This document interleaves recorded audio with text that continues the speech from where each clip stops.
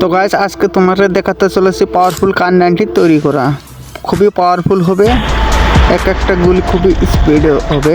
তাই এরকম বন্দুক যদি আপনারা অবশ্যই বানাতে চান তা আমরা ফেসবুক থেকে দেখে থাকলে ফেসবুকটা ফলো করে দেবেন, ইউটিউব থেকে দেখে থাকলে অবশ্যই সাবস্ক্রাইব করে পাশে থাকবেন। চলুন এরকম প্রথম একটা টুকরো কেটে নেবেন আমার মতো করে। বাস আমি যেখানে কলম দিয়ে দাগিয়ে নিয়েছি সেম টু সেম এইভাবে আপনারা দাগিয়ে নেবেন, নিয়ে এরকম কেটে নেবেন।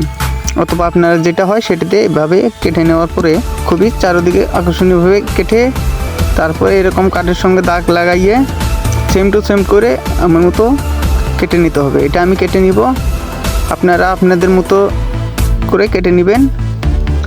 তো আমার মতো আমি কেটে নিচ্ছি, দাগিয়ে কেটে নিব, বাস বেস্ট হবে। তা কেটে হয়ে গেছে আমার, দেখো এরকমভাবে আপনারা অবশ্যই কেটে নেবেন। কেটে এটা একটু সাইজে ছোটো করতে হবে, হাতে অনেক বড় হয় দেখে। বাস আমার মতো করে সব কেটে ঘষে নেবেন, তাতে খুবই দেখতে অনেক ভালো দেখা যাবে, রিয়ালিটির মতো দেখা যাবে।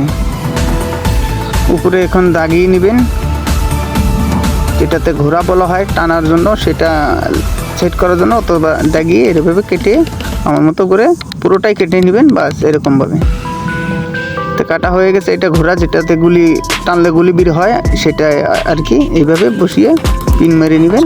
আমি এটা তার কাটা ব্যবহার করছি, আর এটা রডটা একটা স্প্রক। ফুটো করে নেবেন, এটি দুই সাইডে ফুটো করে নেবেন।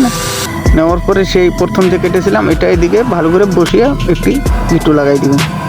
3 জায়গায় আমি মেরে দিয়েছি। তারপরে এটা মাঝখানে থাকবে, এটা রাবার করার জন্য ফুটো করে নেবেন। এটি রাবারটা বেঁধে বাস আপনারা এরকমভাবে বেঁধে নেবেন। আমার বেঁধে হয়ে গেল, এটি কেটে দেই। কেটে হয়ে গেছে, এখন এটার ভিতরতে দিয়ে এটা আমি টেনে একটু সুপার গ্লু লাগিয়ে দিব, জানি